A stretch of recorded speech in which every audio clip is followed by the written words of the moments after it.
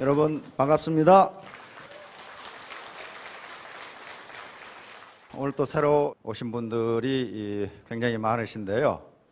이 분야가 네트워크 마케팅이 잡과 소득을 제공해 줄 수 있는 하나의 도구가 될 수 있어요. 이게 전부라는 건 아니에요.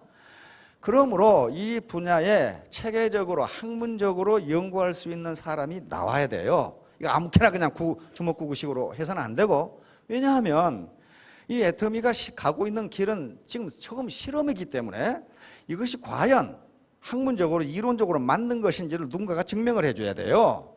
이론적으로 맞지 않으면요, 그건 틀린 거예요. 틀린 거라고요. 그런 젊은이들이 많이 나왔으면 좋겠습니다. 이게 아마 처음 들어보신 분들이 많을 거예요. 요거 연자는 빨연자입니다. 지자는 종기 지자입니다. 이 종기나죠? 엉덩이 종기나고 연대 종기나고, 종기를 입으로 빨아주는 인자한 행동. 자, 오늘 제가 몇 가지 옛날 얘기를 해드릴 텐데요. 아, 옛날에 그런 일이 있었구나.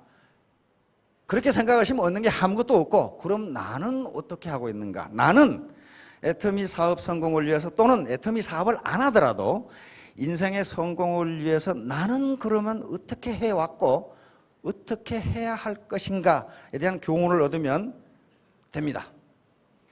자, 종기 빨아주기. 아까 연저지인입니다. 사마천이란 사람이 쓴 사기, 이건 세계 최고의 역사서 중에 하나입니다.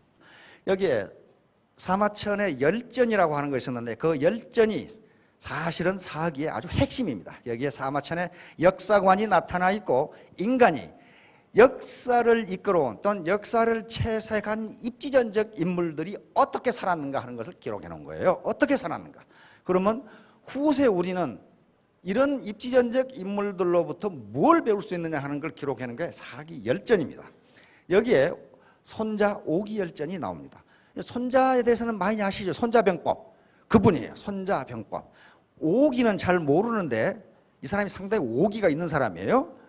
오자라고 그러고 오자병법이라는 병법이 있는데, 손자병법과 쌍벽을 이루는 아주 탁월한 병법입니다. 그 사람이에요. 오기위장. 오기가 장군으로 부대를 거느릴 때 여사졸 최하자 동식 의식 그랬어요. 그러니까 쫄병 중에서도 제일 계급이 낮은 놈, 우리 같으면 이등병하고 식사와 옷 입는 걸 같이 했고, 그 다음에 와 불설성, 잘 때도 자리를 깔지 않았고, 행불기승, 다시 말해 행군할 때 마차나 말을 타지 않았고, 친낭영장, 그러니까 자기 먹을 걸 배낭에 직접 지고 다녔다. 그리고 여사졸 분노고, 차졸들과 고락을 같이 했다. 이게 장군입니다. 총사령관이에요. 이때 총사령관인데, 총사령관이 자기는 배불리 먹고 따뜻한 데 누워 자고, 병사들은 걸어서 행군하는데 저는 말 타고 다니고 수레 타고 다니고, 그렇게 하지 않고 병사들과 생사고락을 같이 했다. 다시 말하면 스폰서가 파트너와 생사고락을 같이 했다. 그래서 오기 장군은 전투 76번의 전투를 했는데 한 번도 지지를 않았습니다. 왜? 병사들이 목숨을 걸고 오기 장군을 따라. 자, 그 뒤에 이제 진짜가 나옵니다. 자, 사기에 뭐라고 그랬냐면은 연저지인이 나옵니다. 얘기가 엄마 젖을 빨듯이, 자, 졸유병제자, 그러니까 쫄병 중에 종기를 앓는 자가 있었다. 그런 말이에요. 그런데 기위연지, 그런데 오기 장군이 입으로 그 종기를 빨아주었다. 이때 오기 장군은 총사령관입니다. 총사령관이 쫄병의 다리에 난 종기를 입으로 빨아준 거예요. 졸모 문의곡지, 그 쫄병의 어머니가 그 소식을 듣고 대성통곡을 했다. 그 말이거든요. 이날 어떤 사람이 묻기를, 자 졸려, 당신 아들은 쫄병이고 이 장군자 연기저, 그러니까 장군께서 그 쫄병의 종기를 스스로 빨아주었는데 하곡이 어째서 우냐? 그랬단 말이에요. 어째서 우냐? 그랬더니 엄마가 말하기를 비하냐? 그런 게 아닙니다. 왕년 50 연기부, 옛날에 이 오기 장군이 저 얘의 아버지의 종기를 빨아준 적이 있습니다. 그 말이거든요. 기부전 불선종, 종은 박굴림씨냐. 그렇게 하자 이 아버지가 감격해서 후퇴하지 않고 계속 공격하다가 수사어적 전사했습니다.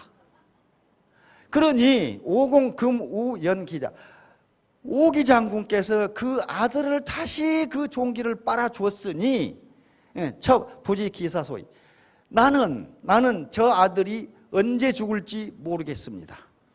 시곡지. 그래서 우는 겁니다. 여러분 파트너 종기 빨아줄 수 있어요? 아들의 종기는 빨아줄 수 있어요. 딸의 종기는 빨아줄 수 있어요. 견디다 못하면. 전에 무슨 약이 있는 거 지금은 안 빨아주지. 병원에 가서 찢어버리죠. 옛날에 그런 게 없으니까. 이 오기 장군입니다. 자, 여기서 연저지인이라는 고사성어가 만들어집니다. 장군이 부하의 종기를 입으로 빨아주는 인자한 행동. 다시 말하면 장군이라고 거들먹거리지 않고 권위를 부리지 않고 부하의 아픔을 알아주는 그런 장군, 그런 리더. 거기서 연저지인이란 말이 나옵니다. 그런데 사람들은 항상 어떤 일이 터지면은 그걸 좀 부정적으로 보려고 하는 생각이 있어서 후대에 와서 연저지인은 두 가지 뜻으로 씁니다. 하나는 그런 인자한 행동, 하나는 자기 출세를 위해서 수단과 방법을 가리지 않는 나쁜 놈, 이 뜻으로 쓰여요. 그런데 그렇게 판단하려면은 오기가 실제로 남이 보는 데서만 그렇게 했는가, 안 그러면 일관적으로 그것이 그 사람의 가치관이었는가를 보면 알아요. 오기는 이런 게 아니었단 말이에요. 총사령관이 이등병한테 무슨 아부할 일이 있습니까? 연홍지치는 아부입니다. 이거 상관의 종기와 치질을 빨아주는 그런 아부를 이렇게 이야기합니다. 그런데 오기는 자기 부하에 대해서 그랬지 상관에 대해서 그런 게 아니에요 지금. 그리고 그것이 일관된 철학이었어요. 바로 이 컨시스턴시, 일관성이에요. 일관성이 있었느냐는 거예요. 오기는 일관성이 있었습니다. 다시 말하면 파트너를 이용해서 내가 돈벌이를 해야 되기 때문에 저 사람에게 잘해준다가 아니고 우리 전쟁에 같이 승리하자. 다시 말하면 우리 파트너와 스폰서가 같이 성공하자. 그런 마음으로 했어요. 오기는. 그래서 오기가 그 오자병법에서 이야기하는 게 뭐냐면 부자지병이에요. 부자지병. 부자는 부자지간이에요. 아버지와 아들 같은 군대가 군대의 이상형이다. 이걸 자기 병법에 써놨어요. 이런 군대라면 아무도 이길 수 없다. 아버지가 아들 놔두고 도망갑니까? 아버지가 위기에 처했는데 지가 혼자 도망가겠어요? 그러니까 장수가 아버지라면 졸병들은 자식이다. 그러니까 장수가 오기 장군이 졸병의 종기를 빨아준 것은 출세를 위해서, 출세할 만큼 했어요. 총사령관인데 무슨 놈을 출세를 더 해 또. 그 위에 아무것도 없어요. 아버지가 아들의 종기를 빨아주는 심정을 해준 거예요. 그래서 부자지병이라는 말을 썼어요. 아버지가 아들을 이렇게 들고 있다가 놔버립니까? 근데 놔버릴 거라고 아들이 생각하면 위에서 이렇게 웃고 있지가 않아요. 그렇잖아요. 아버지가 놓지 않을 거라는 걸 알아. 그러니까 위에 서서 웃고 있는 거란 말이에요. 그런 거예요. 자, 여기 부자지병이란 말이 오자병법의 치병편에 나오는 얘기인데요. 맨 끝에 이것이 부자지병이다. 다시 말하면 장수가 부하들과 함께 추위도 같이 하고 배고픔도 같이 하고 행군의 어려움도 같이 하고 잠잘 때 밥 먹을 때 이런 걸 같이 하면은 오늘날 개념으로는 그게 뭐예요? 인화단결이란 말이에요. 인화단결. 그리고 엄정한 군기. 이런 게 있으면은 어떤 군대도 그 군대를 격파할 수 없다. 이게 오자병법에가 나와 있어요. 이게 부자지병이란 말이야. 그러니까 이게 부자지병의 사상에서 연저지인이라는 요게 나왔기 때문에 오기가 출세하기 위해서 그랬다 그렇게 이야기할 수가 없어요. 그리고 오늘날 리더들에게도 부자지병의 사상, 연좌지인의 사상 굉장히 필요합니다. 연좌지인은 곧 부자지병은 리더와 부하, 즉 조직 구성원들이 생사고락을 같이 한다는 거예요. 좋든 나쁘든 어려울 때나 즐거울 때나 같이 한다. 그게 병법에 들어있어요. 자, 이때가 어떤 때냐 하는 것을 우선 이해하기 위해서는 이때가 춘추 전국시대입니다. 춘추 전국시대라는 말이 많이 나오는데 왜냐하면 이때 온갖 사건들이 다 있었고 이 기간이 무려 500년이에요. 500년 동안 여러분들 싸움을 한다고 생각해 보세요. 그러니까 대를 위해서 싸움을 한 거예요. 이게 주나라입니다. 주나라인데 주나라 제후국들이고 주나라 가운데 있죠. 춘추시대가 되면 이미 주나라 왕실의 권위는 떨어지고 제후국들이 약육강식을 하던 시기입니다. 춘추시대는 나라가 이렇게 많았어요. 이게 대표적인 나라들인데 근데 전국시대가 되니까 다 망하고 이것밖에 안 남았어. 왜? 옆에 나라들이 전부 쳐서 뺏어 먹어버렸어요. 이때요. 이때 바로 오기가 활동했던 전국시대예요. 그러니까 날만 새면 전쟁을 하던 시기였다는 것을 이해를 해야 됩니다. 이 사람이 살았던 시기는. 그런데도 여기서 부자지병, 연좌지인이라는 것을 실천을 한 사람이에요. 자, 그럼 오기는 어떤 사람이냐 하면은 오기는 상당히 부잣집에 태어났는데 신분이 낮아. 신분이 낮는데 젊어서 어려서부터 이때가 전국시대이기 때문에 병법을 공부를 했어요. 전략 전술을 공부를 해서 탁월한 지식을 갖게 됐습니다. 그런데 신분이 낮으니까 아무도 자기를 써주지 않아. 써주지 않으니까 고관대작, 다시 말하면 권문세가를 찾아다니면서 벼슬을 부탁하다가 가산을 탕진해버렸어. 돈을 다 날려버렸어. 그러니까 사람들이 비난을 해. 비난을 하니까 30여 명이나 되는 사람을 때려 죽이고 노나라로 도망갑니다. 도망가가지고 노나라에서도 아무도 써주지를 않아. 노나라에 들어가서 증신이라고 하는 공자의 제자 중에 증자라는 분이 있는데 효경을 썼다는 증자의 아들이 증신이라는 사람인데 그 밑에 들어가서 이제 유학 공부를 합니다. 다시 말하면 학문을 공부했어요. 학문을 공부하는데 이 사람이 유나라를 떠나면서 어머니하고 약속을 했어요. 자기 팔을 깨물면서 어머니, 제가 대신이나 재상이 되지 못하면 다시는 유나라에 오지 않겠습니다. 제가 어머니 앞에 올 때는 재상이 되어서 나타나겠습니다. 이렇게 약속을 했어요. 그런데 노나라에 가서 유학을 공부하는데 어머니가 돌아가셨어. 근데 어머니하고 그 약속이 있기 때문에 고향에 안 갔어. 안 가니까 증자는 효경을 쓴 사람입니다. 효도를 가장 중요한 가치로 생각하는데 증신이란 스승이 보니까 이 자식이 어머니가 돌아간데도 가서 장례를 치르러 가지 않아. 그러니까 문화에서 쫓아내버렸어요. 이 불효 막심한 놈하고 쫓아내버렸어요. 그래가지고 이제 의지할 데가 없는데 여기에 공의휴라는 분이 나옵니다. 이 당시에 노나라의 최고의 재상이고 그 다음에 전국시대 초기에 가장 유명한 재상입니다. 이분은 순리열전에 나올 정도로 유명한 재상이에요. 이분의 추천으로 변방에 지금 같으면 전방의 소대장으로 가게 됩니다. 왜냐하면 이분이 오기의 능력을 알았어요. 그런데 공유는 어떤 사람이냐면은 지금 우리 사회가 우리 기업가들이 본받아야 할 그런 분이에요. 공유는 노나라 박사 출신입니다. 이 석학입니다. 박사라고 그러는데 그 당시에도 그래서 재상이 됐어요. 지금 같은 국무총리가 된 거죠. 국무총리가 됐는데 순리열전이라는 것은 법에 따라서 백성을 위해서 정치를 잘하는 사람이 사마천의 순리열전에 나와 있어요. 그런데 어느 날 어떤 사람이 이 재상에게 생선을 보냈어요.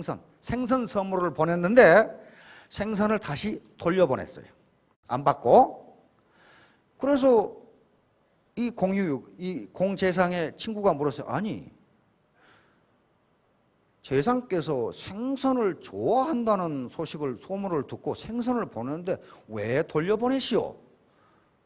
그러니까 공유가 대답하기를 생선을 좋아하기 때문에 돌려보냅니다. 그렇게 대답했단 말이에요. 아니, 생선을 좋아하는데 왜 생선을 돌려보내십니까? 나는 지금 재상으로 봉급을 받고 있기 때문에 생선을 사 먹을 수가 있어. 그런데 내가 저 생선을 받았다가 제상 자리에 쫓겨나면 내가 뭘로 생선을 사 먹을 거요? 그러니 생선을 좋아하니까 받을 수가 없어. 그런 다음에 집에 와서 점심을 먹는데 채소가 무지무지 맛있어. 채소가. 이 채소 어디서 난 거냐? 그러니까 그 하인이 밭에 심어서 뽑은 겁니다. 그 말을 듣자마자 채소밭에 가서 채소를 다 뽑아버렸어요. 이렇게 맛있는 채소를 내가 길러서 먹으면 나는 봉급을 받기 때문에 채소를 사 먹을 수 있는데, 그러면 채소 농사 짓는 아줌마는 뭘 먹고 사라는 말이냐? 다 뽑아버린 거예요. 그러고 나서 집에 와서 배를 짜는데 배가 품질이 무지무지 좋아. 그러니까 배 짜는 아줌마를 집에 가게 하고 배틀을 전부 불태워버렸어요.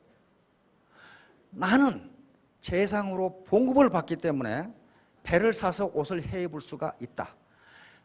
그것을 사서 입을 수 있는 사람이 지가 만들어 입는다면 배 짜는 공료는 뭘 먹고 사느냐? 다시 말하면 그래서 술열전에 나와 있는 겁니다. 백성과 이익을 가지고 다투지 말라 그랬어요. 고급 관리 그리고 귀족들은 백성과 이익을 가지고 다투지 말라. 그래서 이때가 노나라의 전성기입니다. 저런 사람이 있으니까 이 사람이 추천을 한 거예요. 그런데 이 사람이 추천을 했는데 노나라는 조그만 나라입니다. 그 옆에 제나라가 있어요. 이건 강태공이 물려받은 나라인데 강대국이에요. 계속 제나라가 침공을 해가 노나라는 주눅이 들려 있어. 전쟁을 했다면 쳐. 그런데 오기가 소대장으로 가더니 거기 장수로 가더니 국지전에서 노나라가 조그만 나라가 강대국인 제나라를 격파해버린 거예요. 깜짝 놀래. 그러니까 제나라가 옛날 힘만 믿고 분노해가지고 대군을 이끌고 노나라를 침공합니다. 백성들이 어떻게 했어? 노기를 장군으로 삼으라고 난리죠. 총사령관을 삼으라고. 근데 한 가지 걸림돌이 있어. 노기의 부인이 제나라 대부의 딸이야. 근데 그 제나라가 지금 침공한 거예요. 그게 나중에 노기가 쫓겨난 이유가 돼요. 그래서 나를 의심하느냐. 그래서 마누라를 죽이고 대장군이 됩니다. 그래가지고 그 조그만한 노나라가 제나라 그 강한 전국 칠웅에 들어가는 최강대국을 격파해버려요. 한 사람의 힘이, 리더 한 사람의 힘이 그렇게 셉니다. 그런데 그런 유능한 사람이 나오면 누가 나옵니까? 간신배들이 나와요. 가만히 보니까 저 자식이 너무 똑똑하거든. 야, 이거 봐라. 기득권 세력들이 저놈 가만 놔뒀다가는 우리 권력을 잃겠는데.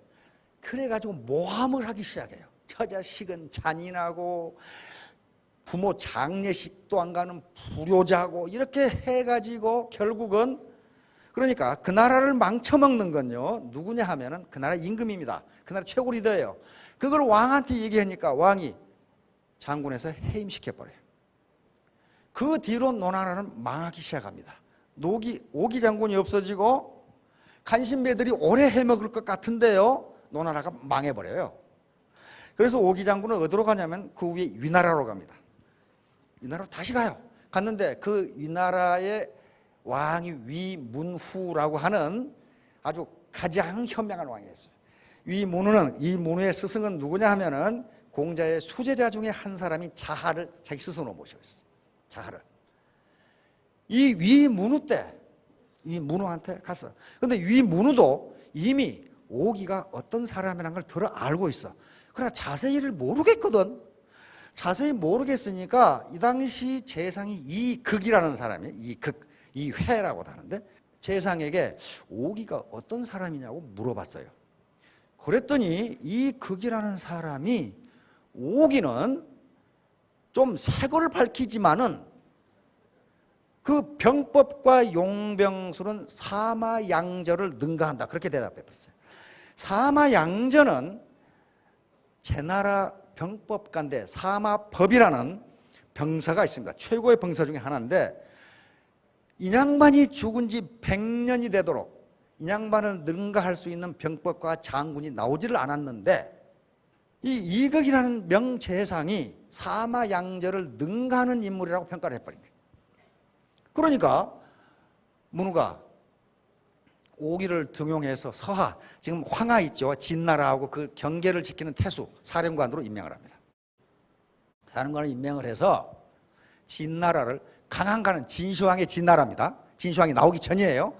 그 진나라를 격파해버려요. 그만큼 오기의 전략은 뛰어났어요. 그런데 전부 다 부자지병이었어요. 뛰어났어요.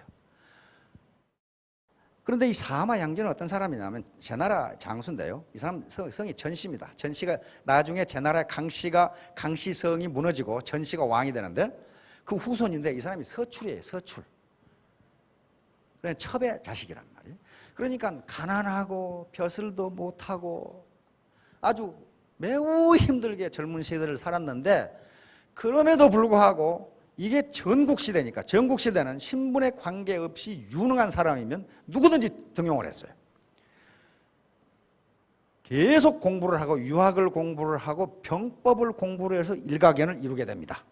일가견을 이루게 돼요.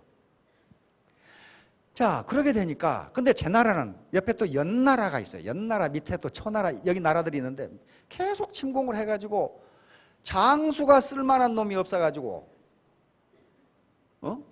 장수가 쓸만한 놈이 없어 막지를 못해. 그러니까 이때 안영이라고 하는 또 탁월한 재상이 있습니다. 이 안영이 서출이지만은 전양저, 여튼 사마양저를 써보라고. 그래가지고 사마양저를 아무 벼슬이 없는 서출을 총사령관에 임명을 해버려요.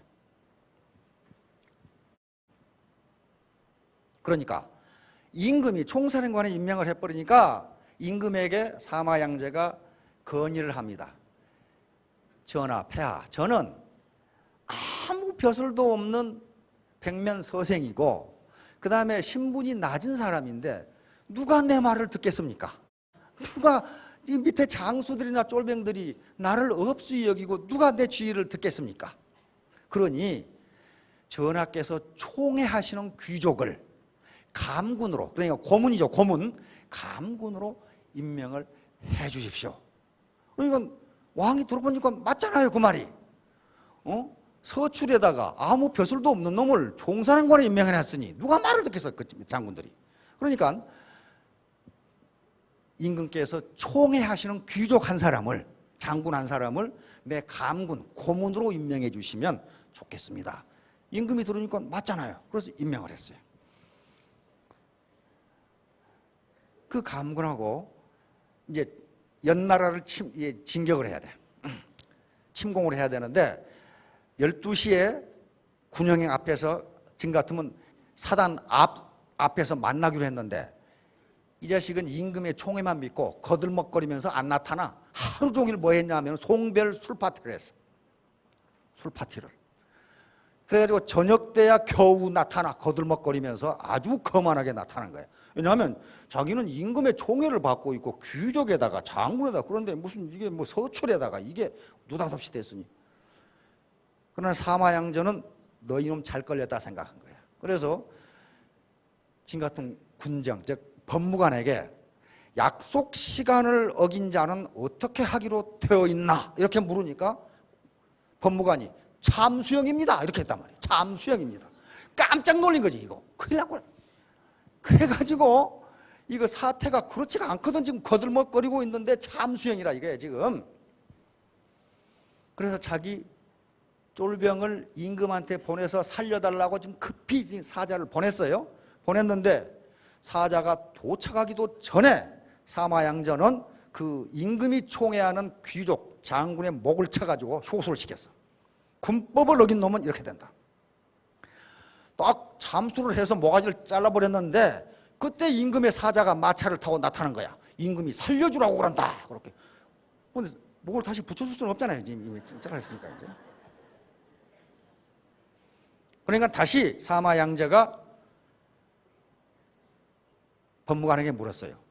허락 없이 마차를 타고 군영에 들어온 놈은 어떻게 하게 돼 있나? 그러니까 참수형입니다. 딱 그러니 참수형입니다. 이러면 어떻게 하겠어요? 임금의 사자를 함부로 죽일 수는 없지. 그러면서 저 말과 마부의 목을 쳐라 해가지고 참수형을 시켜버려요. 그 말을 그렇게 해버리니까 어때요? 병사들이 말을 안 들을 놈이 없죠. 그래가지고 연나라, 이 나라를 동시에 격파하고 잃었던 땅을 다 찾아버려요. 그래서 제나라가 강대국이 돼버립니다. 강대국이 돼버려요. 이 누구 때문에? 사마양저라고 하는 탁월한 인물 한 사람 때문에 그렇게 돼버려요. 근데 제나라에도 기득권 세력이 있죠. 저 자식이 지금 너무 유능하거든. 저 새끼를 쫓아내야 내가 권력을 계속 유지할 수 있단 말이야. 그러니까 기득권 세력이 저 새끼는 서출입니다, 뭡니다 이렇게 해가지고 또 쫓아내버렸어. 그 뒤에 제나라는 망하기 시작해. 아까 위문후가 있었죠. 근데 그 아들이 위무후입니다. 무후인데 자기 아버지만큼 유능한 사람이었어요. 근데 나중에 가서 간신들의 말을 듣고 오기를 쫓아내면서 위나라가 망하기 시작합니다. 근데 그 위문후 아버지 때 위나라가 최전성기였고 전국시대 가장 강대국이었어요. 전국시대 초기에. 왜 그렇게 됐냐면은 아까 말한 이극이라고 하는 재상, 아주 유능한 재상이 있었고 옥이라고 하는 유능한 장수가 있었고 적황이라고 하는 유능한 관료가 있었고 그리고 서문표라고 하는 아주 탁월한 관리가 있었어요. 전부 다 공자의 제자들이에요. 서문표가 위나라 문후에게 등용이 돼서 업현이라고 하는 지금 같은 한 군이죠. 도죠. 도에 갔어요. 그랬더니 그 도에 수령, 태수로 부임을 했는데 분위기가 싸늘해. 사람도 없고 분위기가 싸늘해. 이거 어찌된 일인가 물어봤더니 거기에 귀족들과 장로들 그리고 무당들이 한 패거리가 돼가지고 매년 세금을 엄청나게 걷어가지고 황하의 신에게 처녀를 시집 보내야 된다 이거야. 그래서 매년 이쁜 처녀를 골라가지고 황하에다 집어 던지는 의식을 해. 왜 그러냐 하면은 100냥의 돈을 거두면 30냥을 제사에 쓰고 70냥을 나눠 가지려고 지그끼리. 그래가지고 백성들이 살 수가 없어. 이쁜 처녀 딸을 가진 집은 전부 다른 데로 이사를 가버려. 거기 있다가는 딸 뺏겨가지고 황하에다 처박아 버리니까 황하의 용왕한테 시집을 보내야 된다 이게. 서문표라는 사람이 부임에 가보니까 그 짓을 하고 있어. 근데 마침 내일 이쁜 처녀를 골라가지고 황하의 신에게 용왕에게 처녀를 바치는 결혼 의식을 시행한다고 갔단 말이에요. 그러니까 수령이니까 가봐야 될 거 아니에요. 가서 아주 위험 있는 폼으로 앉아있단 말이에요. 그러니까 앞에 선임 무당이 나와서 구설하고 제자 무당이 20명이 늘어서 있고 장로들이 들어 앉아있고 관료들이 그냥 쫙 폼을 잡고 앉아있죠 지금. 그렇게 제사를 지내지 않으면 황하가 넘쳐서 고울이 물에 잠기니까 그렇게 해야 된다는 논리예요. 서문표가 보니까 한심하거든 이거. 그래서 한참 이제 제사를 지내고 예쁜 처녀를 강에다가 집어 던지려고 하는 순간 서문표가 그 처녀를 한번 보자. 용왕에게 시집을 보내려면 예뻐야 되는데 또 보더니 에이 이렇게 예쁘지 않고서야 어떻게 시집을 보내나. 그러면서 내일 더 예쁜 처녀를 골라서 보내자. 그 대신 무당 두목 네가 강에 들어가서 용왕한테 내려온다고 얘기해라. 해 집어 던져버렸어 강에.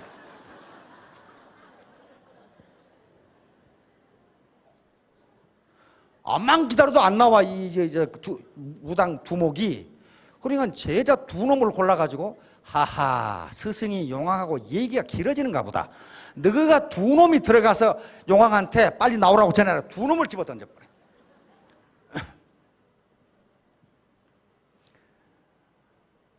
그러고는 그래도 안 나올 건덕지가 없죠.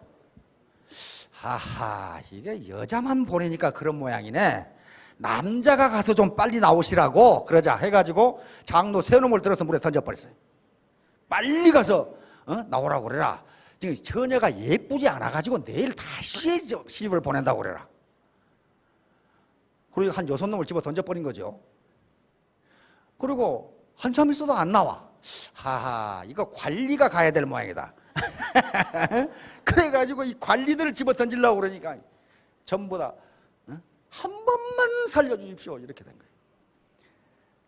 단숨에 그 악습을 다 없애버리고 관계시설을 해가지고 거기다가 백성들을 살기 좋게 만들어버린 게 서문표라는 사람입니다. 거기에 사기 10잔해가 나와요. 사기 10잔에 역시 서문표가 등장합니다. 그러니까 그런 관리들이 있어요. 위문우라고 하는 임금이 그렇게 유능한 사람이었어요.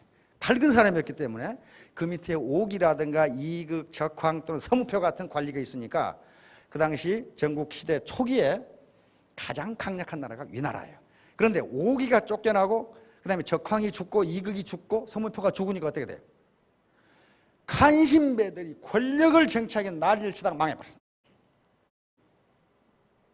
그러니까 스폰서가 좋아야 된다 그 말이에요. 스폰서 한 사람 때문에 다 망하는 수가 있어요.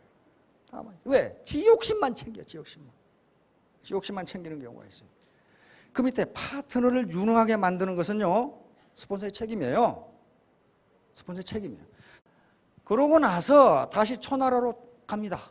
이 나라에서 쫓겨나가지고 초나라는 나라가 굉장히 광대한 나라고 인구가 많아요. 그래서 천하를 차지할 수 있는 능력을 가진 나라인데 법질서가 엉망진창이고 그 다음에 왕족, 먼 왕족, 귀족들이 나라를 아주 커도를 내고 있었어요. 오기가 초나라로 가니까 임금이 도왕이라고 하는 임금인데 오기를 잘 알고 있는 임금, 굉장히 유능한 임금이었어요. 당장 어떻게 해야 되겠다고 생각하고 오기를 재상에 앉혀버려요. 이 나라에서 지금 말 타고 온 오기를 지금 같은 국무총리에 앉혀버린 거예요. 그러니까 도왕이 탁월한 사람이죠. 그래가지고 개혁을 시작합니다. 우선 법질서부터 상을 아주 공명정대하게 하고 국가를 믿을 수 있게 하고 불필요한 재정을 줄이고 부국 강병책을 실시하니까 단 3년 만에 초나라가 최대 강대국이 되어버려요. 옆에 있는 나라를 앞에 있었던 위나라, 정나라 뭐 이런 나라를 다 쳐서 초나라가 다 먹어버려요. 진나라를 쳐가지고 진시황이 나오기 전이죠. 진나라가 거의 망할 지경이 될 정도로 강력해져 버려요. 근데 기득권 세력은 어떻게 하겠어요? 저놈 때문에 우리 벼슬자리 없어졌다 이게. 근데 도왕이 갑자기 죽어버렸어. 죽어버리니까 기회는 이때다. 근데 왕위를 계승해야 될 태자, 세자는 어디에 가 있었냐면 전쟁터에 가 있었어 지금. 그러니까 기회는 이때다 하고 기득권 세력이 오기를 쫓습니다. 죽이려고. 그러니까 하도 바쁘니까 오기는 역시 전략가예요. 나를 죽인 놈은 너희들도 죽을 것이다 라고 생각해요. 그래서 어디에 엎드려 버리냐 하면은 임금의 시체 위에 엎드려 버려. 그런데 쫓아온 놈들은 욕심에 눈이 멀어가지고 오기에다 계속 화살을 쏘아버리니까 어디에 맞아버려요? 임금의 시체에 맞아버려. 임금의 시신에 맞아버려. 임금을 화살로 쏜 놈은 그거 어떡하겠어 그놈을. 그 아들이 전쟁터에서 돌아와 보니까 왕이 계승을 했는데 아버지한테 화살을 쏜 놈들이 있어. 그래서 70여 가문이라고 그랬어요. 70여 가문에 멸족을 시켜버려요. 멸족을. 아버지한테 화살을 겨눈 놈이나 쏜 놈은, 그러니까 오기는 어떻게 했습니까? 죽으면서 멸족을 시켜버린 거예요. 결국 오기가 없어지면서 초나라도 망합니다. 한 사람이 그렇게 중요해요. 그렇게. 그런데 간신배들, 자기 권력을 유지하려고 하는 간신배들은요, 크게 보기 싫은 거야. 지가 똑똑하면 얼마나 똑똑한데. 그러다 다 망했어요. 위나라 망했지, 제나라 망했지, 초나라 망했지, 다 망했어요. 결국 진나라가 통일을 하잖아요. 상황이라는 사람이 그쪽으로 갔거든. 오자병법은 손자병법하고 병법의 쌍벽을 이루는데, 손자병법이 전투 현장에서의 승리를 어떻게 가져오느냐 하는 것을 자세하게 설명하고 있어요. 오자병법은 전쟁을 어떻게 할 것이냐가 기록되어 있어요. 전쟁을 좀 거시적이고 고차원적인 거예요. 그러니까 두 병사가 딱 맞는 거예요. 오자병법은 전쟁 차원, 정략 차원이고, 손자병법은 전투 현장에서 어떻게 이길 것이냐. 두 개가 다 아주 탁월한 병서입니다. 요것이 전부 다 지금 영어, 독일어, 불어, 체코어까지 번역돼 가지고 지금 다 계속 번역되고 있어요. 왜? 기업 현장, 대인관계에서 그대로 적용되니까 그렇습니다. 어떻게 기업이 이길 것이냐? 뭐 기업 손자병법 책 많이 나와 있죠. 그게 전부 다 적용되니까 그렇습니다. 야, 막걸리 나눠 먹기. 이건 삼약에 나오는 얘기인데, 이것도 동고동락인데요. 무왕이 강태공에게 물었습니다. 어떻게 하면 전쟁에 이길 수가 있습니까? 그래서 이 얘기를 해준 거예요. 옛날에 어떤 장수가, 훌륭한 장수가 있었는데, 이 장수가 전쟁터에 나가면 그 친구가 막걸리를 보내줬습니다. 막걸리 한 통 보내줘가지고 먹을 거예요. 그러면 이 장수는 막걸리를 혼자 먹지 않고 여기다 위에다 부어가지고 쫄병들이 밑에 서서 모든 쫄병들이 이 냇물을 마셨습니다. 이 적은 막걸리를 부어서 저 냇물이 막걸리 맛이 날 수는 없지만, 술 맛이 날 수는 없지만 장수의 마음을 읽고 감동한 것이다. 그래서 전쟁에 항상 이겼다 이렇게 돼 있어요. 그러니까 스폰서가 콩 한 조각이라도 같이 나눠 먹으면 그것 때문에 사소한 나눔이 승리를 가져온다. 이 얘기가 삼약에 들어있어요. 말고기와 술. 요건요, 식마육 불음주상인. 좋은 말고기를 먹고 술을 마시지 않으면 사람이 상한다. 이 말은 무슨 말이냐면은 상급자가 하급자를 은혜로 대한다, 그런 말이에요. 이게 무슨 뜻이냐면요, 진나라에 진목공이라는 사람이 있습니다.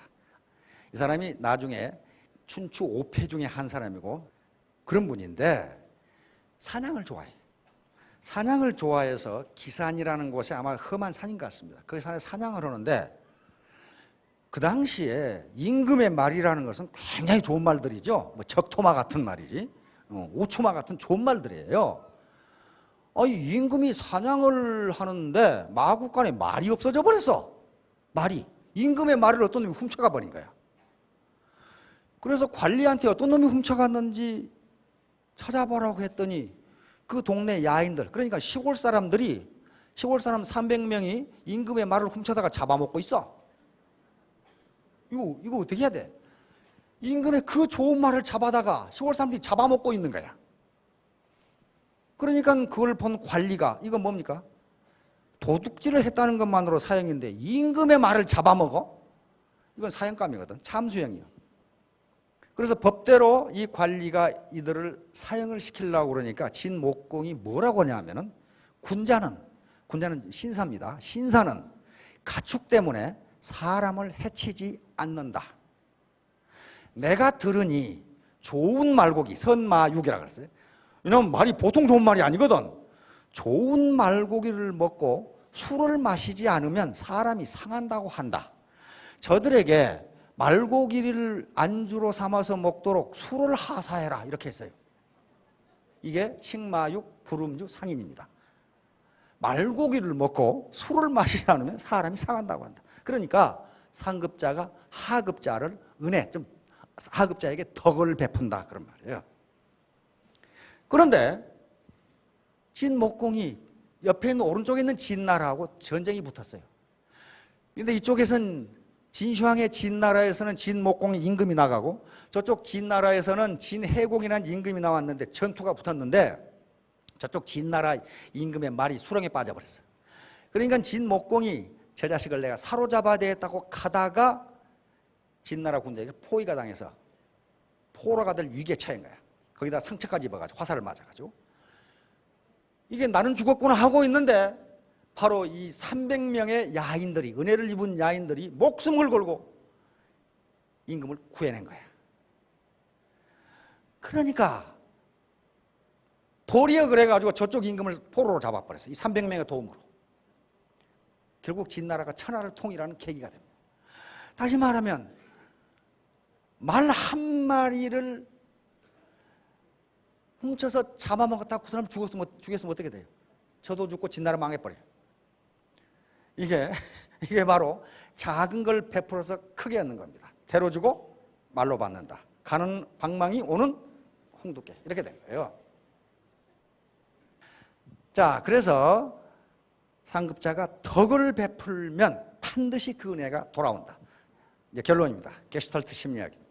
심리학에 게슈탈트 심리학이라는 게 있습니다. 그 전에 심리학은 뭐냐 하면 인간을 마치 원자처럼, 그러니까 서양 의학처럼 눈은 눈, 코는 코, 입은 입, 간은 간, 폐는 폐, 이렇게 각각 하나만 들여다보는 것이 그 전의 심리학이에요. 근데 인간은 그렇지가 않다 이거예요. 우리 몸이 그렇게 각 기관이 하나로 연결되어 있는 소우주이지 각각 따로따로 있는 게 아니잖아요. 그렇듯이 이 게슈탈트 심리학도 인간 전체를 본다는 거예요. 전체를. 그래서 현상학인데 이 사람들이 대표적인 사람인데 의식의 활동성과 지각의 전체성, 인간 전체적으로 어떻게 느끼냐를 보는 겁니다.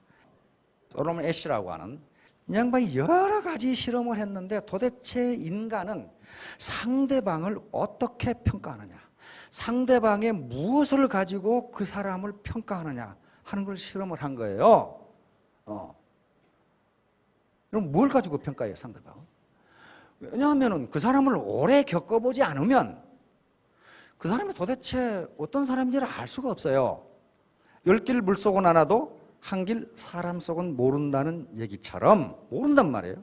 그러면 인간은 첫인상을 가지고 처음 받은 인상을 가지고 그 사람 전체를 평가하는 그 습성이 있어요.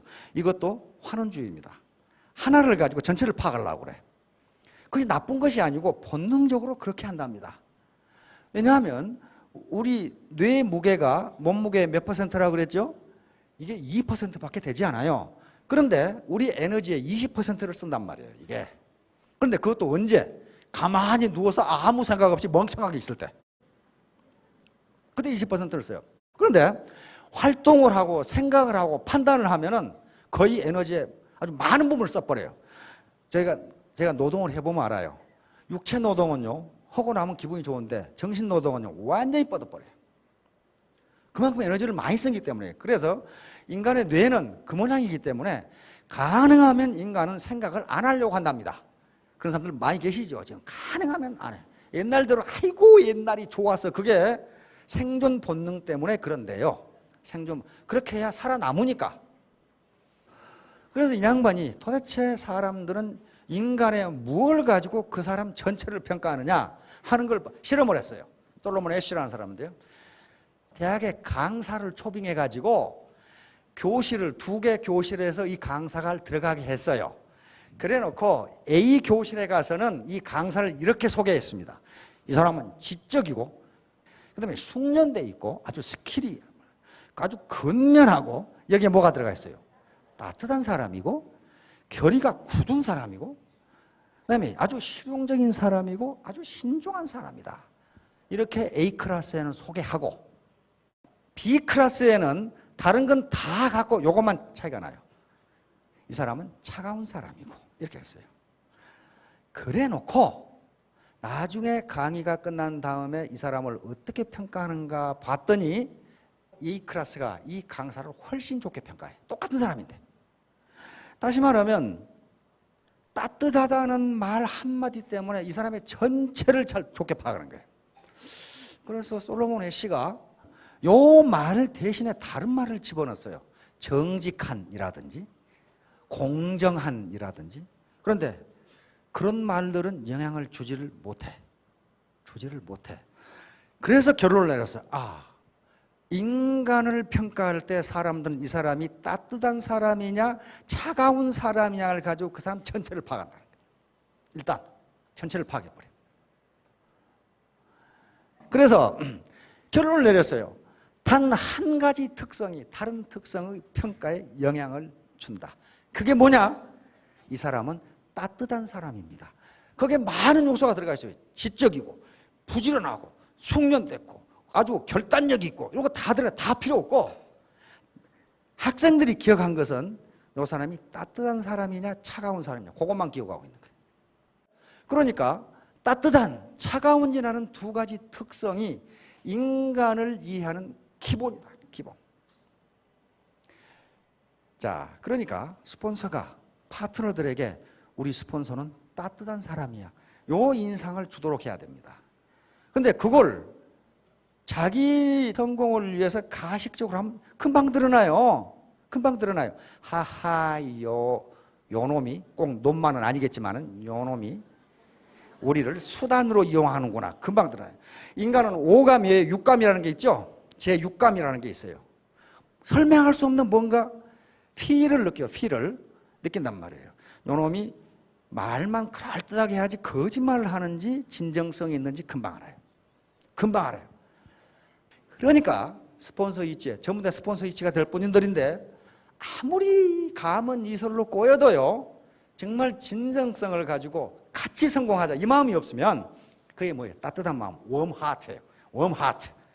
자, 모두 따뜻한 마음을 가지시면, 테크닉이 아니라 따뜻한 마음을 가지시면 3년 후에 전부 로얄 마스터가 되실 겁니다. 전부 크게 성공하시기 바랍니다. 감사합니다.